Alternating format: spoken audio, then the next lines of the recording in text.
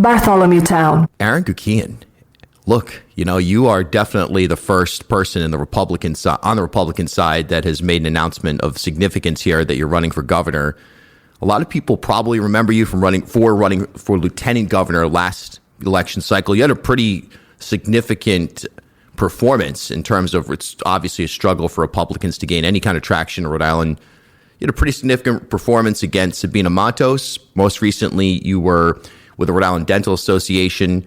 Of course, followers of Rhode Island politics will know that you were a longtime special assistant to Governor Don Carcieri, actually the last Republican major statewide office holder that we had here in Rhode Island. And then yesterday, you announced you're running for governor. What in the world is going through your mind? And thanks for making the time. Yeah, well, thank you, Bill. It's all built on a dream, right? And I appreciate what you just said, and we did put a big charge in last time, and we won day of, which I was very proud of. I call it Rocky 1, and I'm looking for Rocky 2 now with the result. I think that, I'm a native-born East Greenwich, Rhode Island. My father's a union plumber. Mom's a respiratory therapist, and, we have deep roots in this community. My wife grew up in Cranston, went to LaSalle, and her parents, actually my mother-in-law died of Alzheimer's, but my father-in-law lives in East Greenwich, and he has deep roots. We all have roots in East Greenwich and Rhode Island and Cranston, and I'm proud of it. And we also were I believe I'm the only Republican candidate that was in matching funds last time. And for your audience, matching funds, to keep it very simple, is whatever you raise, and I'm simplifying to be clear, before the primary, the state will match it only for the state office positions. So that would be governor, lieutenant governor, attorney general, secretary of state, and treasurer. Right. And there's a whole formula. So it's complicated, and there's a lot of administrative. But the bottom line is, if you raise $100,000, to keep it simple, the state matches, and it's $200,000 total. You get a wire at the end of the primary. So it's to incentivize people like me who are not millionaires to run for office. And I'm all in here for Rhode Island. Republicans in Rhode Island have struggled statewide since Don Carcieri was governor. Even Carcieri II, the second term, 2006, very close election with then Lieutenant Governor Charlie Fogarty in a year that really saw Democrats sweep nationwide. This was the midterm election of Bush II.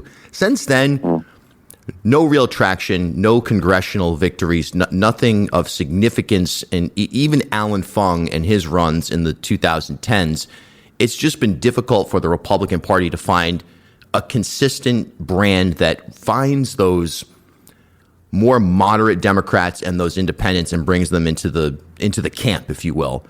What makes you different?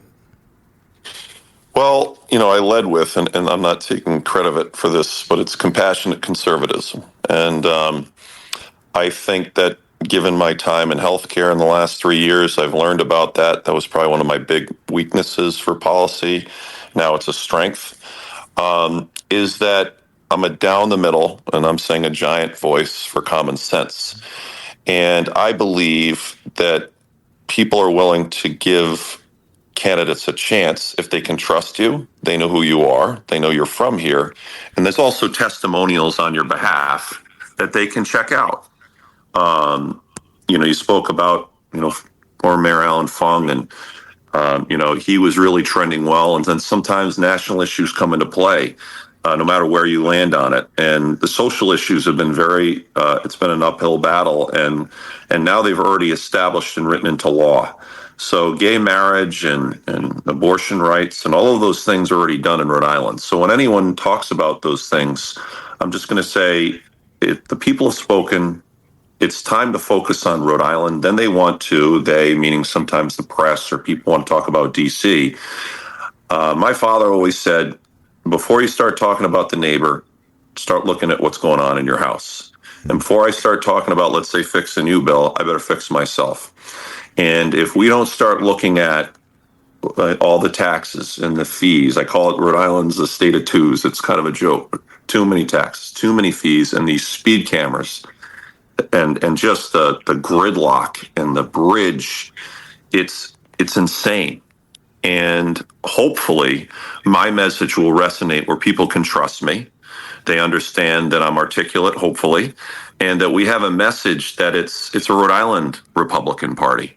It's based on, in my position, things like, Teddy Roosevelt, and he had the park system, and Richard Nixon with the EPA, established the EPA, and you had Eisenhower with the interstate and reaching across the aisle and being bipartisan, which I have a track record of proving, and not demonizing people and bringing everyone to the table and saying, let's try to work together. And I think that message will resonate. And I don't think I need $25 million to prove it. Right. Well, what you're describing is, frankly, the contemporary moderate, no matter which position you come from, is in an era of extremists. There's less and less of this moment, if you will, where ideas are discussed and compromise is reached, regardless of which side of the aisle that begins on, or if it even begins from quote unquote outer space. We seem to find ourselves too often, obviously nationally, but even here in Rhode Island, where it's just, there's not much room for compromise. I want to stick with the fiscal piece, though, because you mentioned taxes, fees, gantries I read, and obviously I completely agree. The speed camera is totally out of control, and to a point where there may be, even in the case of the school bus cameras, there may be some legal questions at play as well. We look to Long Island, where successful lawsuits against the proprietors of those school bus cameras have played out. But all that being said, when we get to the May estimated revenue conference, Rhode Island with a $14+ billion budget and services already being cut in that budget, we take a look at RIPTA and some of the transit cuts, obviously a healthcare system in crisis. You cut fees, you cut taxes. How do you sustain the government, capital G, as currently constituted? And how do you move the state forward in terms of attracting economic development that would be a big piece of that filling that gap, so to speak?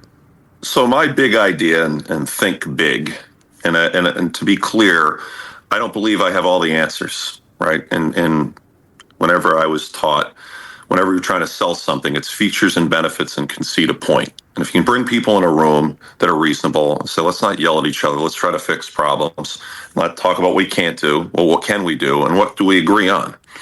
But kind of using that as a foundation, I'm really going to be touting and conveying the Rhode Island works smarter, not harder. So I think you can take modern technologies when governor, go across all departments with state workers, and work with the unions in a sense that there's expectations and agreements. So you can say, okay, we're not going to penalize, or there's not going to be a punitive process. Your jobs are safe in the union. So start off there. You can use these technologies and have a 24/7 confidential portal so no one feels like they're going to get in trouble, and talk about how can we build efficiencies? How can we save money? So many times you'll go out for a consultant, to keep it simple for the listener out there, and say, okay, they'll look at Medicare or Medicaid or something in healthcare and say, if we save $100,000, we want 10%, right? So they keep 10,000. Well, why can't we take those dollars and do 2 or 3 things with those buckets? You can incentivize the state workers and either increase salaries, have bonuses, or even some of the dollars could go to pensions or benefits, however that blend is constructed. So when I was a state worker, let's say you're making, $75,000 a year with benefits. If you do X, Y, and Z and you find some efficiencies within your department, you're going to get an increase, wherever that increase is. So now I'm going to work and I'm saying, wow, I have a chance to fix things and be part of a team and to build trust. And also, it helps the taxpayer. So if you are using these technologies and going through things and getting efficiencies and getting dashboards, the bottom line is you can reduce fees. You can reduce taxes. And if you get enough momentum with this, as a pilot state, I think Rhode Island is the perfect pilot state for anything. You can then say to the 39 cities and towns, you might want to try this, or to our hospital systems. Sure. So if we work smarter and we get efficiencies, I ran on last time the help center with the lieutenant governor's race, and to work on getting a one-stop shop. And I think this is important, and I will be quiet in a second, but if I'm a small business person and I was a business banker and what have you, is it's one thing to take my money and fees and taxes, another thing to take my time. And if we could just tell like a restaurant, okay, this is all the types of things you have to fill out. This is all the types of paperwork and administration you have to do with the town. And if we can just keep this efficient, we can work with the frontline workers, because that's what President Eisenhower always talked about, is the people on the front line. And in his case, he was a general in the military, the soldiers, you're going to get your best ideas from. Sure. But the problem is you don't want to have fear there. And if we can do that, we can also take some of those monies and put it in like a healthcare loan repayment fund, a massive one. And then you could do public-private partnerships. In addition, you can do philanthropy. And you start to show people this is where your money's going, and then it's earmarked for this. So people know it's not nebulous. It's not where the heck is this money going, but it's actually affecting change. And I have a track record of doing it right now with the Dental Association, which all the dentists, hygienists, dental assistants, and office managers could tout. You know, what's interesting is when we look at the Washington Bridge, which is obviously the lowest hanging fruit for any political race, doesn't really matter. I think if you're running for General Assembly in a district that's impacted by the Washington Bridge, that's going to come up and people are going to say, why haven't you done more? But I think one of the big takeaways, and it's a next level takeaway, is it's exposing a system of it's exposing a very inefficient system when it comes to the travel of dollars and when it comes to the travel of accountability in state government. And it's easy to sit back and say, well, that's bloat or that's whatever the case may be. It just seems like utter mismanagement. So taking that same philosophy and extracting the dollars piece to it just on a management level, how would you tighten Rhode Island government up where we don't have miscellaneous contractors, outsourced inspectors, and a director of the Department of Transportation in Peter Alviti that, when pressed under oath, isn't able to name the supervisor of bridges in the state? How do you get rid of that kind of garbage? Well, again, it's about creating a platform where these efficiencies can happen, and then you can show it in real time to the public. For example, let's say we save certain dollars with what I just talked about, and a licensure fee. We have some of the highest fees for our professionals in the country. I don't want to be too general, like I don't know the exact number, but I know with the dentists is that every 2 years that they have to, it's like $700 or $800. So if you can say, oh, we cut that in half, or it's zero. You know, my mom's a respiratory therapist. My dad's a union plumber. They all had to pay for licenses and different things. And if you can eliminate those, you start showing change. Yeah. You can apply this to all the departments. Now, I'm not a transportation expert, to be clear. You can only have so many talents, but you can bring the right people in the room. And I think that it also, when you're talking about Governor McKee and the bridge, this has been a long time problem. I don't think you can just pin him on it and say, oh, this is his. I think his response is what the dentists, and I'll keep speaking to that because that was a community I represented, they were down 25 to 40% in those first 90 days as a business. And I would argue they're one of the largest infrastructures of small businesses in the country because of the dentists, hygienists, dental assistants, and office. But what's the point? We did all the surveys. We bubbled all the information up because I know what you have to do in these situations to prove that you should deserve dollars. I went to a press conference in East Providence, and it was this $2,500 that they were giving to a restaurant. And I was like, oh, that's great for that particular restaurant. But where is the tiered system? Because if you obviously have a bigger business, you should get a different dollar amount. And they should speak to that. There was nothing. So I had dentists that said $2,500. I'm not going to do all this work for $2,500, but yet they're still holding the bag. And then they have to figure this out. Another really major point, and I think this is across all doctors, but I'll just talk in maybe businesses. I talk to dentists that are retiring at 65, 70 years old, where their overhead used to be 30%. Now it's like 61 to 62%. So all the margins are getting tighter. And as one of the big bankers that talked to me, no margin, no mission. Sure. And if we don't start pivoting, the Rhode Island reset, we don't start making change and start moving in that direction and getting ready for this future economy, we're in deep trouble. Yeah, completely agree. That's been one of our biggest problems as a state for a long time, is we've just been left behind. And when new ideas come into the conversation, we oftentimes are left behind. But let me ask you about one exception to that. Under your former boss, if you will, Governor Don Carcieri, along with Jeff Grabowski from the Carcieri administration, a Republican administration, very bullish on offshore wind. I think down the line we should spend time talking about energy in general, because there's so much to get into, whether we're talking about Rhode Island energy and rates, and we're talking about renewables and all that. But just right out of the gate, I think when people think Carcieri, sometimes they forget the connection to offshore wind. But that was a Republican-driven project. Your take on just right now, expanding offshore wind, completing the projects that are already there, and just in general, thinking outside of the box in terms of attracting new industries to the state. How do you walk that line as a Republican right now? Because, hey, let's be honest about it. You come out and say, yeah, I'm okay with the offshore wind. Does the National Party come in and say, nope, you're out of our good graces because of that commentary? Well, I've told everyone that when I agree with somebody, and I don't care who it is, I will agree. And when I disagree, I'll say I'll disagree. And there's no reason for calling it out. You can disagree and not be disagreeable. You can have different points of view. You can get in the room. You can work with different people. And I will answer your question, but we could disagree on 90% of policy, but there might be 10%.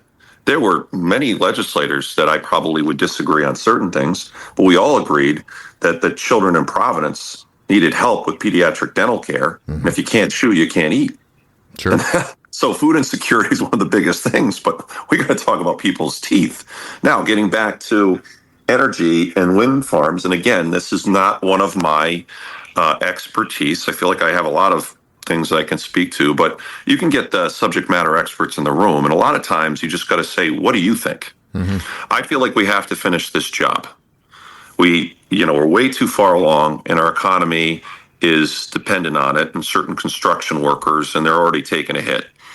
It doesn't mean that you can't look and work with environmentalists. I was the chairman of the Warwick Sewer Authority Board. There's a lot of sewer projects still being completed that was under my direction or when I was on the board, and I was proud of it. It doesn't mean that there aren't certain things that are like, what's going on here? It doesn't mean that certain times when you're looking out on Narragansett Bay and you're seeing some of these big rigs out there, that this is beautiful, the beautification of our state, the ocean state. Sure. But if we don't start getting in the room and start not yelling at each other, but trying to figure this out, it's imperative. And I also know if you don't finish a job, you can't get efficient with it as well. And things are messy when you're starting. No matter whether you're starting a small business, a campaign, whatever it is, you have to kind of embrace the mess. You don't want to be, you want to work with their engineers and obvious, but I think you understand my point. I do, yeah. So, yeah, that's a complicated one, but that's my position, and I'm sure I'll get some headwinds on it, but I have no problem talking to it. Yeah. Last question here, and again, certainly look forward to going deep on specific issues as the campaign season rolls along, but just kind of an introduction to Rhode Island. You get on the elevator at, I was going to say the Biltmore, but that's not even what it's called anymore, and that's the Democrats' headquarters, so whatever it is. You get on, yeah. You step into a phone booth, the imaginary phone booth with somebody, and you've got 20 seconds to describe why you're running for governor. Terrible situation that I've put you in here, but how do you explain your candidacy? I feel that I have deep roots. I love this state. I've worked across all sorts of different jobs with the Rhode Island Foundation. I was the vice president of a bank. I was the chairman of the Warwick Sewer Authority. I worked with Governor Carcieri. I represented our dentists and oral health care, and leading advocate for oral health. And I feel like I have something to give. And I also feel that I'm reasonable. I feel like I'm pragmatic, and I'm centered. And I'm a giant voice for common sense, and Rhode Island rises together in this sea of change. So we can do it. And you got to trust me. And, I'm ready to get to work on day one. And certainly you've got the attention of the McKee campaign, who put out a statement yesterday excoriating you as you're going to bring Trump policies to Rhode Island. They have so far. And by the way, that was before I even had my speech, which I found to be astonishing. How can you hit somebody in a press release before I even spoke? Yeah. Unfortunately, At least wait. That's kind of strange, I think. I feel like there's an unbelievable disconnect between the McKee campaign and reality right now in terms of the tone that they've taken with the statements they've put out against you and the back and forth that Helena Bonanno Folks is having with the governor. And I would just like to see a policy-based conversation happen sooner than later because, you know what, I think most Rhode Islanders are looking at the race as currently constituted and they're just like, wow, this is unbelievably boring. And I think people want to have sophisticated and in-depth conversations and not just backs and forths on name calling, which is what we've seen so far. It's exhausting, and people are done with it. And I think we can actually have a spirited debate and kind of change the way the discourse is. You know that song, Reality Used to Be a Friend of Mine? Sure. I think that's what's happening right now with the McKee administration. I mean, we know you can't fool the voter. When you can't drive on 146, I mean, I'm from here, and I'm driving at night and saying, oh my gosh, I don't even know how to navigate to get to Worcester. Yeah. It's ridiculous. Yeah. And it's got to stop. And that's why I'm running. Think big. Aaron, thanks for your time today. Thanks again, Bill. Bartholomew Town is brought to you by Navigant Credit Union, Half Street Group, the University of Rhode Island Online, and Newport Film.